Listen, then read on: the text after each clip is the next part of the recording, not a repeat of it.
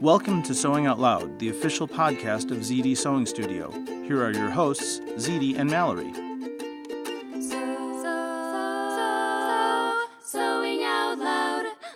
Hello and welcome to the podcast. I'm Mallory Donahue. And I'm Zede Donahue. And today we're going to talk about pattern drafting, as in when you draft your pattern. You okay over there? Yeah, I was going to, pull the microphone into my chest. I don't know. Or knock it off the table or something. Very bizarre. I've used up all my energy today. I've done a lot of physical work. We have done this before, right? Podcasted? Oh, yeah. No. I don't know. My short-term memory's going. No, it's got to be your long-term memory, though, because this is, I don't know what episode number this is. But it's been over a year. It's been... Yes, over a year. It'll be 2 years in January of 2018. That's right. You're right. So, and this is October of 2017. Yeah. So we're pushing 2 years here. And that's a lot of episodes. So that's one a week. So, but I think we did enough bonus episodes for over 100. And people ask about things, and sometimes in the group, and I'll think about answering them. And then someone will go, oh, there's a podcast where they talk about that. Except we can't. Okay. And so I don't remember it. We don't have a good list. We have the same list of the podcasts that you do, basically, is to look it up online, right? Yeah. And so if we can't remember what the title was or what podcast it was particularly in, we have all this trouble. We have to go back and forth behind the scenes and not let you guys know, but we're asking each other what podcast was it in. Well, or we rely on a really awesome group member. And then also... That works too. Also, sometimes we've talked about certain things in a podcast that maybe it's not indicated necessarily by the title that we spoke. That's what I'm saying, because it's right. like, oh, well, we talked about bias, but the podcast wasn't called Talking About Bias. So write that down. Okay. Duh. I don't think we've had a podcast about bias yet. I thought we did. No? We did the warp and weft. We'll have to. Oh, yes. Warp, speed, weft to right. Weft to right. Okay, so drafting your own patterns. Zede drafts many, many, many of her own patterns, not only for herself, but she has lots of experience in drafting for other people as well. Yes. Many other people, and not just individuals, but groups of people as well. Yeah, and those days are over. Yeah. They in the past now. I think so. I always say that, and then something happens. Remember the day we had to make the color changing dance costumes where the dress went from green to black or black to green? I can't remember. Yeah. Or then when we ended up costuming a show choir again. And I was like, what are we doing? Yeah, that's the last time. Yes. Okay, so let's first talk about... I hope Bob Bohan doesn't listen. Let's talk about when you draft for yourself first. Uh-huh. Do you think that's a good idea? I think it's probably the easiest person to draft for first in some ways. Uh-huh. In some ways, because, of course, you have to measure yourself. And the worst part about that is you have to be honest about your measurements. Well, I was going to say, if you aren't costuming or something, there's probably no one who's like, hey, draft me a pattern. Spend a lot of time making something for me that might not quite fit and you have to alter. Right. Well, I think probably the best way to draft patterns or to learn to draft a pattern is to do a buddy system. Oh, okay. Because you can have help in measuring yourself. Uh-huh. Although with our new fancy measuring tape. Guys, if you don't have the Easy Check measuring tape, you have to get it. Yeah. It's like you need to get in this millennium. Yes. You must have it. Get some for your friends. Oh, I gave them to kids going away to college and things like that, all kinds of gifts, and they were thrilled with them. People do not have measuring tapes that don't sew. They don't have them at all. You get a discount if you buy 5. Yeah. It's like a pack. When you give it to those kids, those college-age kids, all those kids are getting married, and then they need to be measured for something, and they're, anyway. It worked out for me. They need to know if they're moving their bed, if it'll fit. Right. But I mean, they will... Or they'll want to, now you order so many things offline, it's for a waist measurement of 23 to 25 inches, and they don't know what their waist measure. They have no idea. Right. They have no idea. So they also don't have any idea where their waist is, but we can help them with that too. So there's a lot of drafting classes out there. Yes. And I've heard good things about. I think a lot of them are really good. Like some on Craftsy. Right. We have a couple simple ones on our site. We have the Easy Tee. We have the leggings class. Right. We don't have anything that's like super fitted, tailored. Super tailored. Right. Yeah, Tailored, fitted. I would It's say. not, but super tailored yet.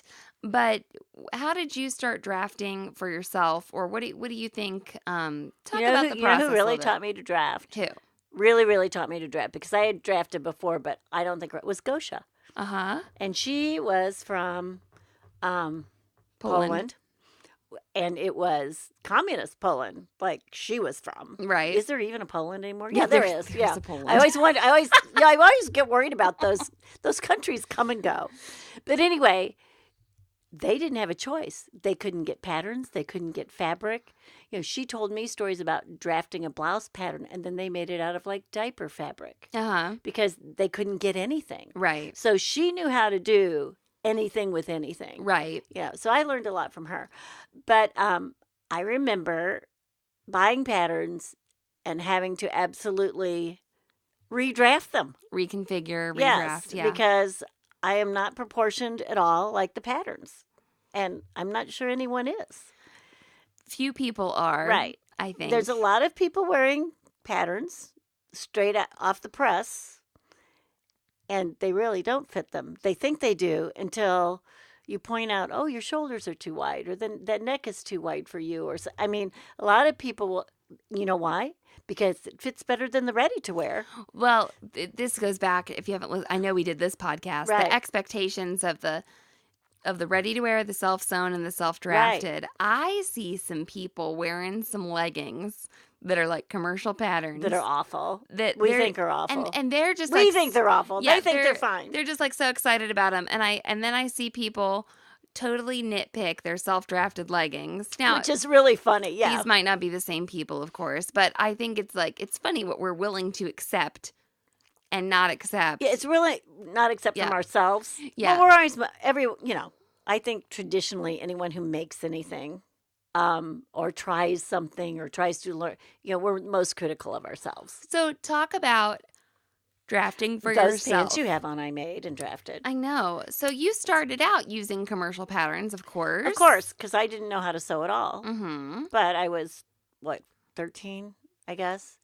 And I remember getting some odd shapes. Yeah. And I remember they told me to buy, basically the literature at that time or whatever was you buy for your biggest measurement. And of course mine was my bust. Right.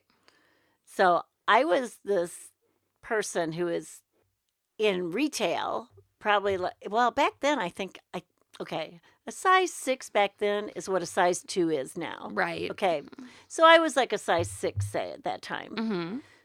Which is funny because it's smaller than I am now, and now I'm a size 2 or 4. But anyway, that's called marketing, everyone. But on a pattern, I would need like a 16. Uh-huh. It was humongous. And the only place, actually, it didn't even fit in my bust. Okay, it really didn't even fit in my bust because the bust would never be in the right place, of course. Right. The bust would turn out being like, it 4 wasn't that the inches bust too was low, too like, low. It was or- that the shoulders were too high. Sure. And I had to figure all that out. And here's what happened. This is why I think I really got into when I finally figured out people drafted their own patterns. I had one pattern that I used for like 15 years that I would draft everything off of. Right. Because it wasn't hard for me to go, oh, I can put a pleat in that. Or, oh, I can add a sleeve or shorten a sleeve or add a cuff or whatever I was going to do. Right. So I had this one. I still have it.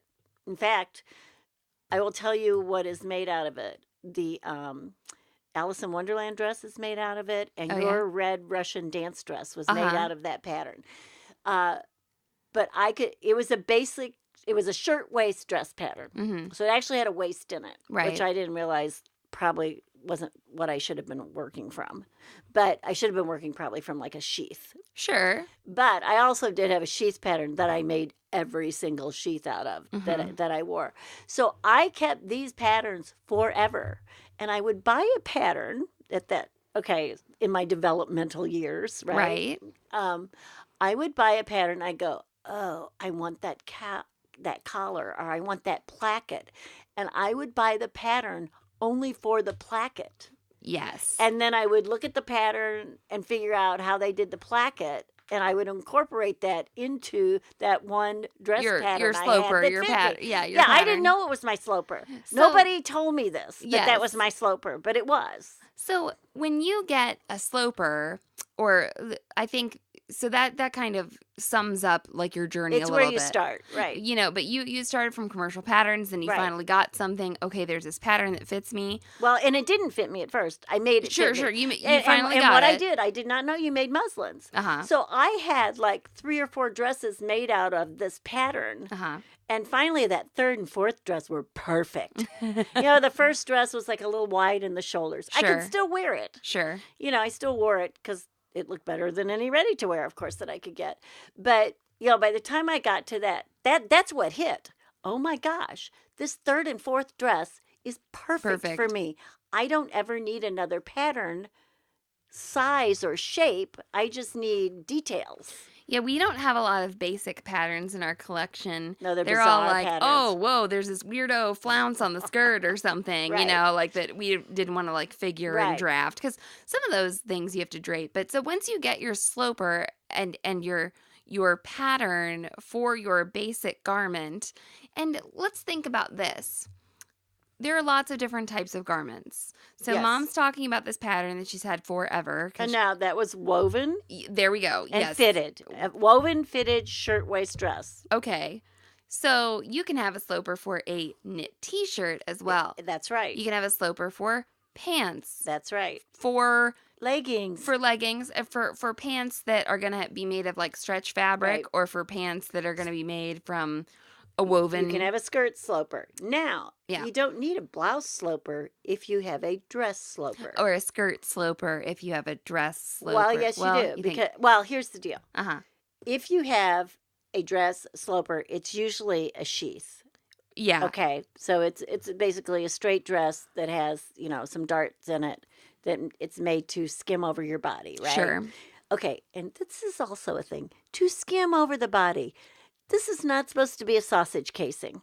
Yeah. It's supposed to be fitted, but it is not a sausage casing. It has ease in it. There is ease in it. Now, there's a teacher who a lot of people in the group really like. I think her name is SewHere. And we talked about this. So she was, oh my gosh. Does she teach without ease? She has you make, what does she call it? It's not a maquillage, is it? I can't remember what she calls it. There's a couple of different names, of course. We had a podcast on those names, too. Where she has you make something that is, it's like your dress form. It's like what you would stuff to make your dress form. It fits to you skin tight. Yeah. It would look like a sausage casing on anyone because it is so skin tight. Whereas the sloper that Mom's talking about, and I don't, I've never taken her class. No, I'm sure that's a method that and probably that's a way works. that's a way that can work. Here's my deal. And this is how I feel about dress forms, too, if we want to get a little bit off on that. I think it'd be good to talk about that. Okay, a dress form is fine, but you cannot fit a dress to a dress form. A dress form doesn't move. It doesn't have, there's parts of your body that are fluid. Okay, if you're truly that firm, I want to meet you because I want to know how you did that. Because, no, it doesn't. Duplicate your body. We're just not that firm. And we have to move, and we have to bend, and all those things. Dress forms can be great. Actually, this might be another episode. Dress forms can be great. People ask about dress forms all the time. They do. And honestly, you do not need a dress form to fit a dress to you. To you, yes. You need a dress form to drape, and we can talk about draping. Talk about that some other time. So you didn't go through the process of, I'm going to take 60,000 body measurements and then draft this thing and then add ease, or add ease and then draft it and then add not in my developmental years, as I'm calling. So I just want to say that it's okay. So I have a ginger jeans pattern, right, that I have modified a bit, and now it's your sloper. And now it's my sloper. So if I want to change the yoke on the pants, add a pleat to it, add a pin tucks. You could make that a trouser pattern, so to speak. Yes, now. I could do lots of things to it. So you, dear listener, if you have a very simple dress pattern or trouser pattern or whatever, that you have that you like. And you think it fits. You need to think of it as a big asset. And I mean, on that envelope, put, sloper or something in parentheses or no, I see sometimes some that that fits you and you like it, and it's a pattern you can lay on top of other patterns or something like that. I see sometimes people buying like the same pants, I feel like, over and over. They're just like a different length. Right. Now, I'm not saying that you shouldn't do that or that it doesn't take a little bit of like fiddling or familiarity with garments or something. Right. But it's possible you could be duplicating some things big time. Well, you know what bothers me in the group on Facebook is when somebody says, "What's a good pattern for pants?" Yeah. And I'm like, "Uh-oh. It's good for everybody." Now, I mean, everybody's sincere. Sure. And people go, "Oh, get this one. Get this." Okay. It may not even come close to being okay for that person. It depends on the individual. It just may not even come close. You may even sort of look alike, and you think your body shape is similar, and it just doesn't. It might turn out to be hell to fit Well, to and you. I think why, here I am again, I think why people sometimes a lot of people have said, why is this ginger jeans pattern so popular? Why is it popular? Well, it's because they're tutorials. That's why it's lots popular. Lots of tutorials. Lots of people have talked about it. Right. Lots of people have talked about modifying it. So I think it's a quote. It's good pattern. It's because the information's out there. That's the big thing. That's the big thing about it is that information is out there. So if you think about that a little bit. So she's made a product and she backs it up. That's why it's a good pattern. Yes, and other people back it up, and so many people have made it and talked about it that you can get an idea. So that's a good thing. But yet you might have a sloper, you might not know it. I think is kind of the point. That's the point we're trying to make. I think is that you could have if you've got something that really fits, hold on to it. Yes, hold on to it. Think the butt. So the bust darts happen to be in the right place. The shoulders are hitting in the right place. The neckline is hitting in the. I saw somebody the other day. It's like, oh, I finally got something to fit, and they had a picture on, and there was a big gap in their neck, and I thought, okay, on this garment, she doesn't mind about her neck gapping. Yeah. It's going to be okay. But if she thinks that really fits, it doesn't. Well, there was a lady in the group who posted that her daughter.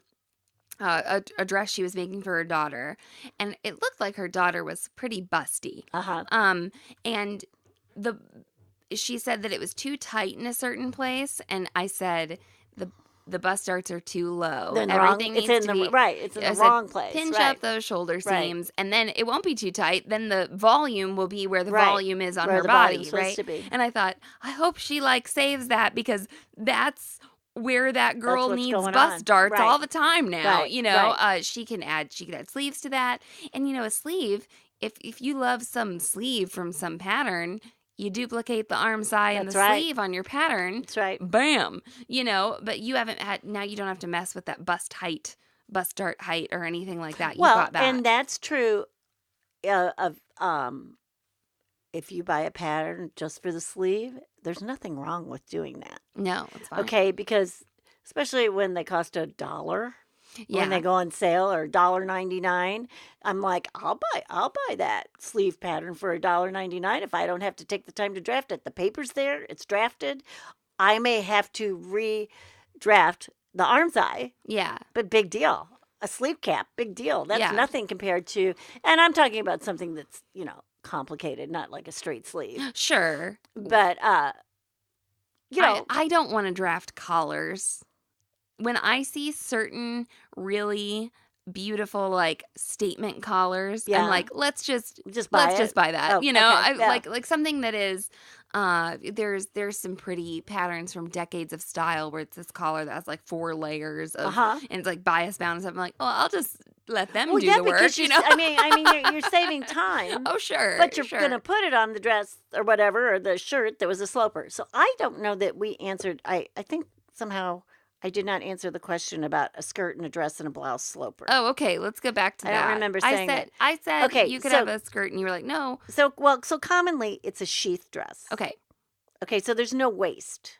Yes. Okay. Okay. Got it. So it's easy to use that as a blouse or a jacket. because you've got your top. Yeah. But you have not drafted a fitted waist.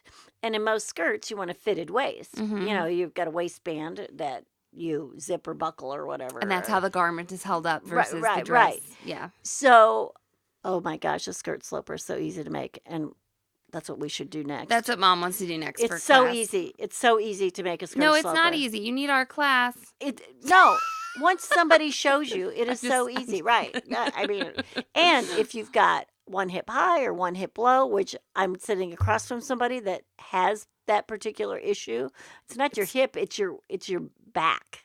It's my back It's fat. your like groin. No. Or not your groin, your loin. It's your Is loin. that my loin? I don't know. It's really pronounced right now. She actually, Mallory actually has like extra tissue on her one hip. It's really bizarre. Like it's not the bone. When I'm in really good shape, it's still there. there. And when I'm like right now, not in such great shape, when I weigh like 40 pounds more than I'm used to weighing, it's really pronounced. No, when I first noticed this, she was like a preteen, and I was like, oh no, she has scoliosis. And we go to the doctor, and he's like, any concerns? And I'm like, yeah, check her back. And he thought, or she, I think the doctor was the female. She thought so too. And she said, well, wait a minute. She starts pushing on it. She goes, this is soft tissue.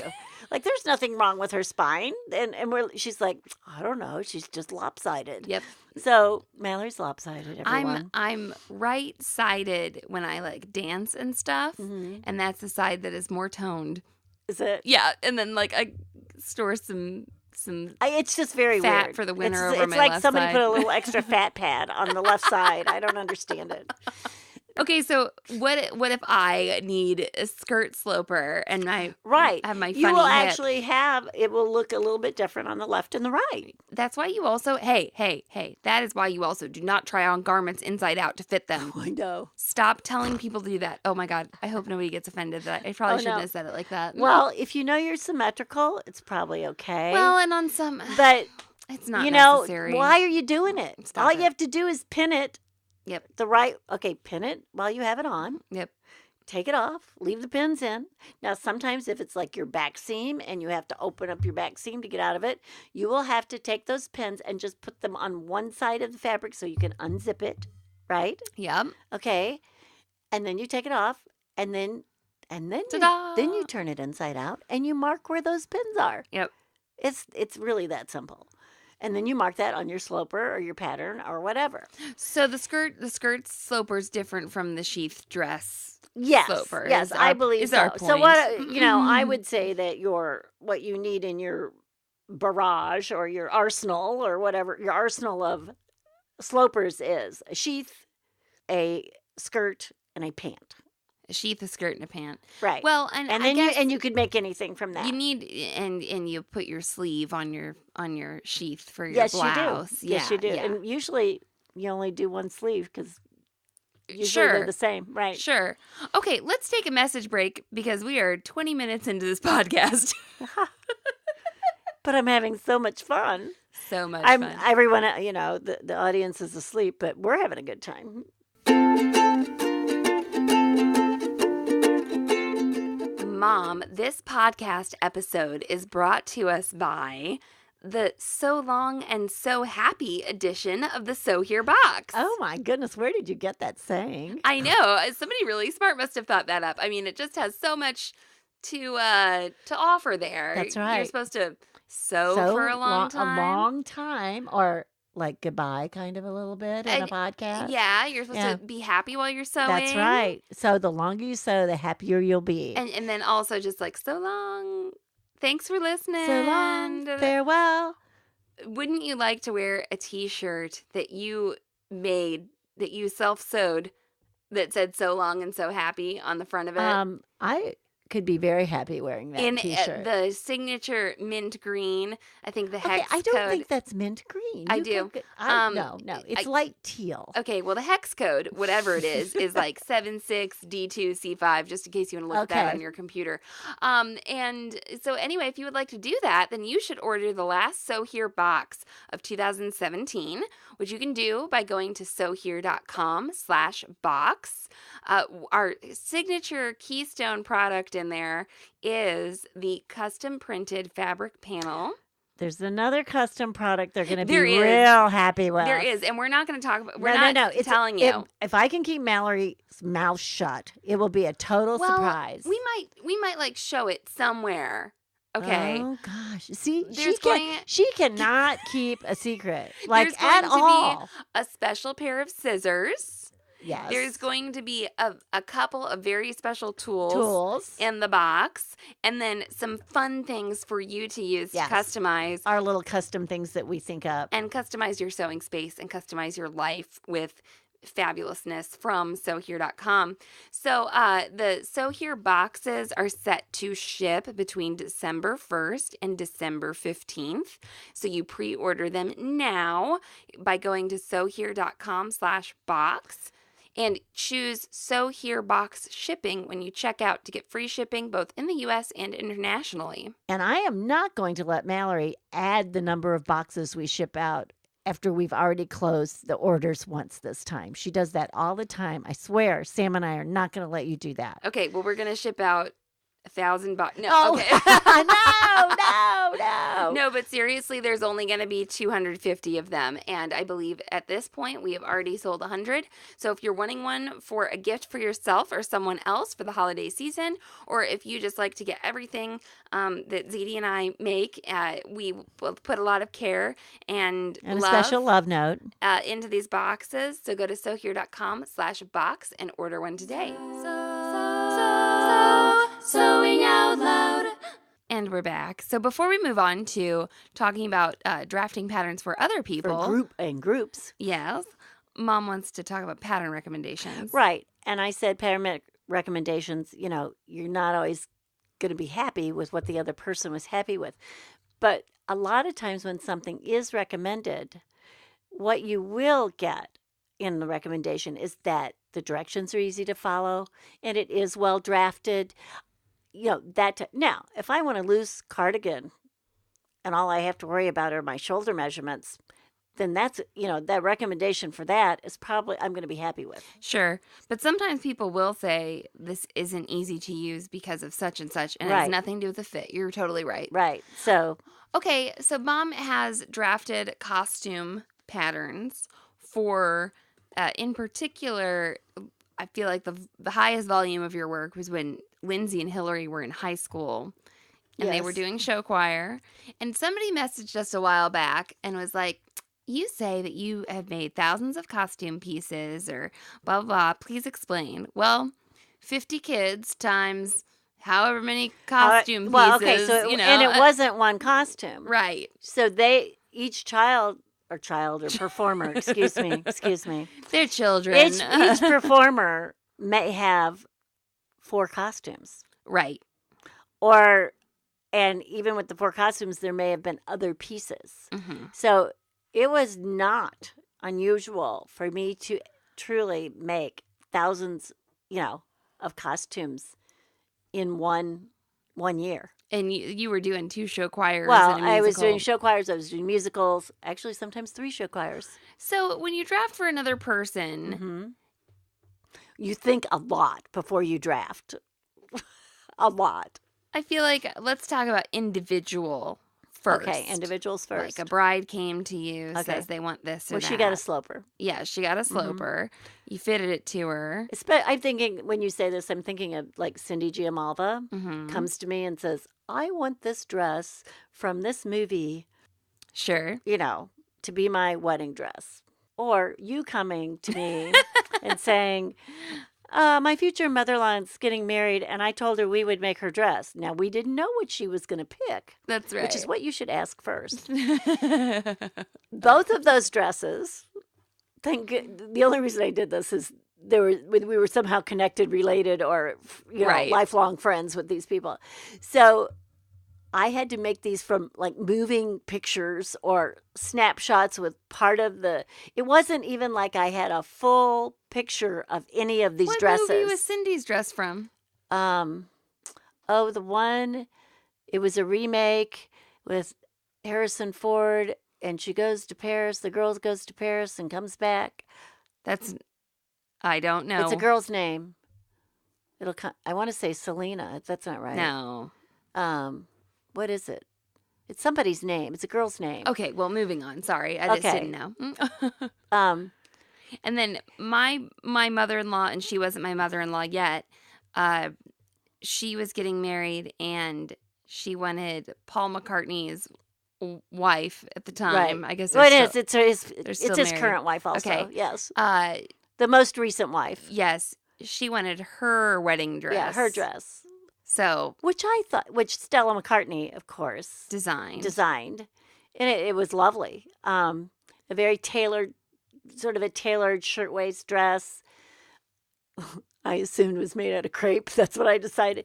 But nowhere could we find a description or a full picture. I had literally like a picture of one sleeve where she was shaking someone's hand, and then a glimpse of the back of it, in another shot. And so I had no picture of like this dress totally. We looked and we looked and we looked and we could not find it. So you would measure these people.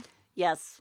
And when you're looking at design details like that, you might reference a pattern. Right. Maybe like that has some, ruched something or other, or a specific neckline. Now, to see how it was made.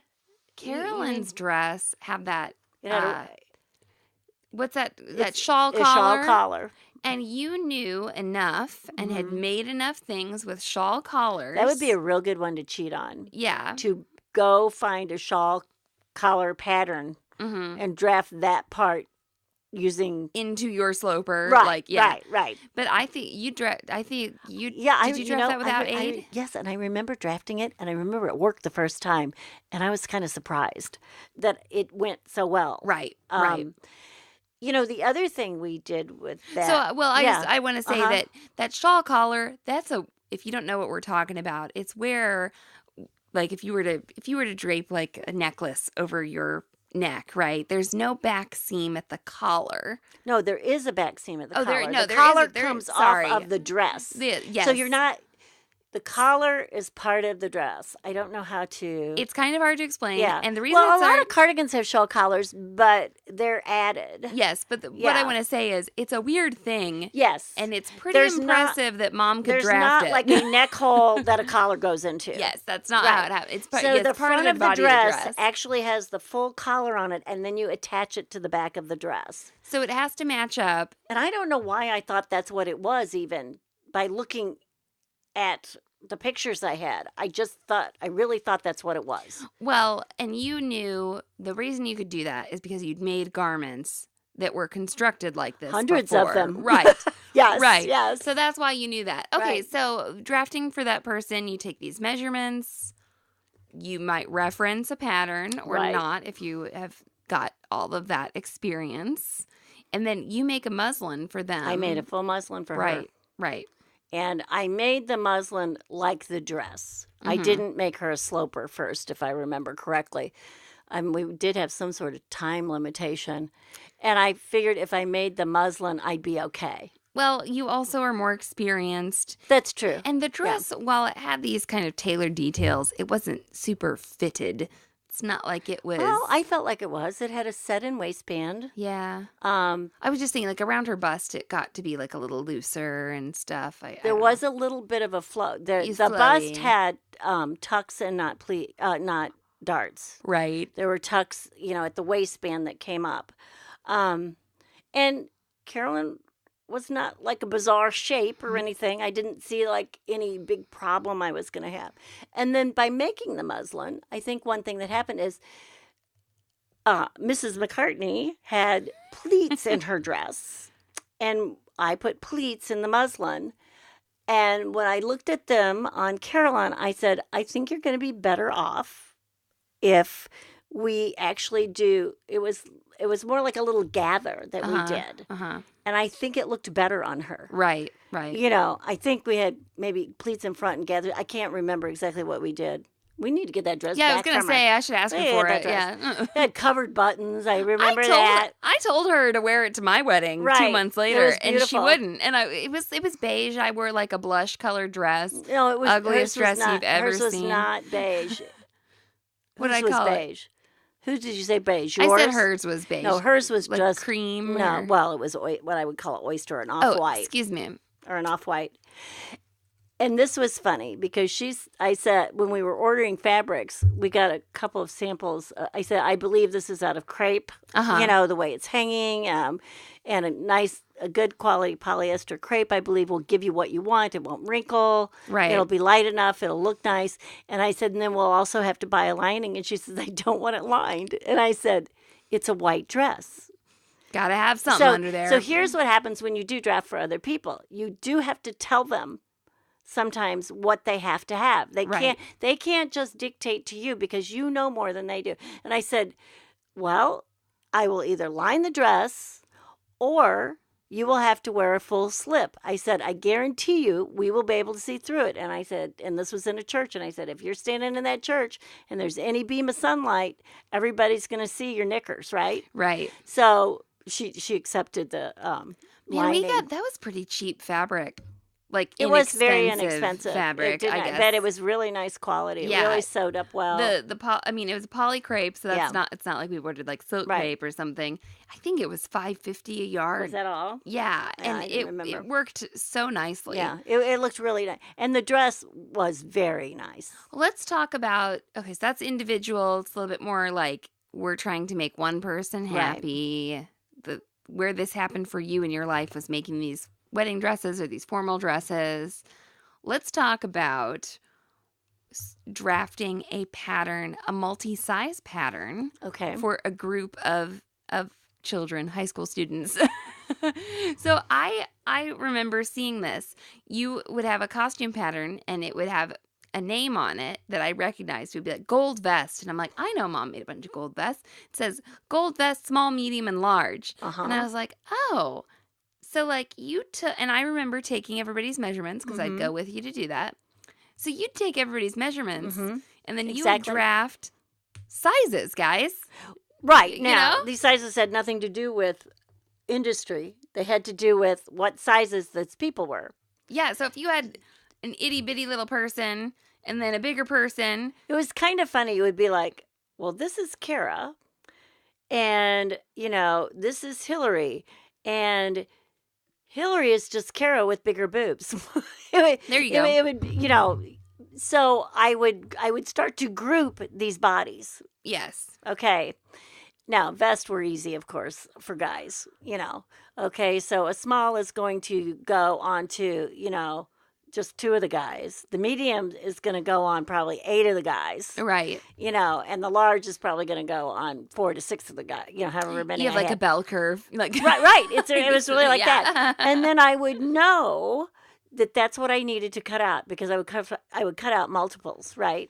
So I could cut out, I wasn't cutting out one pattern for each person. Mom didn't draft a sloper and draft and muslin out for each single No. And kid. I did a lot of what I call built-in alterations or built-in things that could be like snugged up or let out. But okay, so basically I would cut the 8 mediums, right? And I did know someone was short-waisted. Right. Okay. Or I did know, there might have to be an alteration there. And I would make it where I could cut it off from the bottom. Yeah. And not alter it from the middle. Yeah. And I would know that, the little belt in the back had to be 4 inches above I'd make these things up. I'll tell you what I really drafted were those pink leotards for Crazy for You. And those were kind of funny because I had this pattern. I just kept folding and unfolding and folding. And I had all these this girl's tall, this girl's short. I had all these different girls' names on where I folded it and what I did and everything. Well, I think that's really interesting for people to think about because when you look at a commercial pattern, sometimes people are like, oh, I don't know which size I am because I'm right between the sizes, right? So Mom was drafting a pattern for these performers, and she might put a medium on a guy with a I don't know what a medium chest measurement is on a man. I don't know, 34. Okay, a 34-inch and like a 35-inch guy, they might just wear the same vest, right? Just like in normal clothing, right? Which I just think is so cool that you sort of like duplicated the process. Well, and what I did is they had a belt that could. In the back that cinched it up or something like that. Absolutely. Well, and you left room for alterations. It's not like she was like, I here you go. also kept in mind that maybe these could be used again. Yes. Yes. Right. Well, I just think that really blew my mind. I feel like when I first realized that that's what you were doing, that this girl and this girl were both wearing the same size pattern. That's right. That you had drafted. But one was taller. Yeah. Now, and where was she taller? Maybe it was only the length of the skirt, so I only had to make this. So then you didn't have to overbuy patterns and trace off of patterns. Nope. Here you go, guys. Team trace, team cut that bleep out, or team draft your own damn pattern. Yeah. Here's the one issue with doing that, right? Yeah. Is you might be cutting out 6 dresses all the same size. And if you make a wrong cut, you've made 6 wrong cuts. That's where you use your electric rotary cutter, right? I did have an electric People rotary ask cutter. about that. It's the most amazing thing in the whole world. It is not a cheap instrument. It was like $250 or something. But it saved my hand, my arm, my time. It was well worth it. I've been thinking a lot about money and time recently. Yeah, time is much more important than money as far as I'm concerned. Time is money. Money is time, whatever, Okay, so I think that's a good discussion of drafting your own patterns. Of course, we didn't instruct you on how to draft your own pattern. So the other thing is draping. Another podcast? It might be. I think it is. I think another podcast because it has to do with design. Mm-hmm. It would maybe be incorporated along with bias and grain and fabric type and stuff. So if anybody is interested in learning to drape, like Mallory said, there's a lot of classes out there and everything, but Mallory does have the Easy T as a class. Draft, not drape, I guess. I'm sorry. Don't you think? I say it wrong. Yeah. You said anyone interested in If anybody's interested in drafting. Yeah. Okay. There are a lot of classes out there, but Mallory has an Easy T. We have an Easy T class, and then the class that I give is the leggings class. And the leggings class came out of show choir. It did. I had to make tights for 12 boys to sing Men in Tights. 12 teenage boys. Let me tell you about that. So that was a riot. If you wonder if the made-to-measure leggings class will work for someone with voluminous genitalia, yes, it will. It worked for the Green Machine men's show choir at Rockbridge High School. And they won first place every place they went. Ta-da. I think those two classes... Well, what I'm saying is those are a really good place, I think, to start... to see if you would like to do that, even. They're very simple. They're very straightforward. We walk everybody through them, very well, I think. And instead of just taking I'm going to take a sloper class, I just think that eases you into it. I think it does, too. And I've heard that from other people. Actually, the biggest compliment I feel that I've gotten on the Easy T class is from Marty.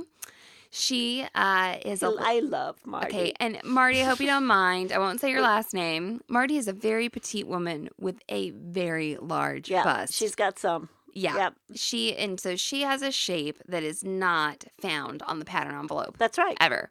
Okay, so she said that after taking the Easy T class, she felt so confident in sort of measuring her body and then putting it flat on pattern paper that she drafted her own bra. Yeah. And I was like, she freaks me out. She's very industrious. I remember her starting out knowing her online, and it seemed like she didn't have that much knowledge, and now she's drafting bras. I don't know. I think she's been sewing for a while, but I know, but I think it didn't seem to me. Because when she did the Easy T, it was and then all of a sudden, this is the most fabulous. This and she is just my keeps bra going. that I made for my very unique body shape. This is a bra that does not exist on the pattern envelope. That's right. Whoa. Right. I was really impressed. Right. So, Marty, I hope you listen. We're very impressed with you. Thank you for saying that the Easy T class kind of helped you. And that's what I think that the Easy T class does. You take these measurements. it's not a super tailored garment. No, but I think it helps you get the concept of what's going to happen when you draft a pattern. Right. It's not a lot of, if you're going to do your sloper, it's not going to be those, how many measurements are in EZT? I don't know. Me neither. I mean, less than a dozen, okay? Sure. So if you're going to draft a sloper pattern for a sheath, there's going to be more than 12 measurements. That's right. Yeah. That's right. Yeah. There are going to be a lot of measurements. Yeah. Okay. Well, thank you so much for listening. We are Zede Sewing Studio on Instagram, and you can shout us out, and we'd love to hear from you. Mom's on Instagram, too. She's Zede Donahue. That's right. I don't have a personal Instagram. I've just got the self-sewn wardrobe. I'm all business on the social media, and Zede Sewing Studio. I run both accounts. And she runs me too. And sometimes I think I'm one account and I see the other account I see the other account on I comment and I don't. What I noticed today is we posted exactly the same thing, almost like simultaneously. We posted it was really photo. funny. Yeah. Mom's got her aerial hijinks on there. And you can email me at mallory@SewHere.com and take it away, Mom. So long and so happy. Thanks for listening to Sewing Out Loud. For even more expert sewing advice, visit SewHere.com.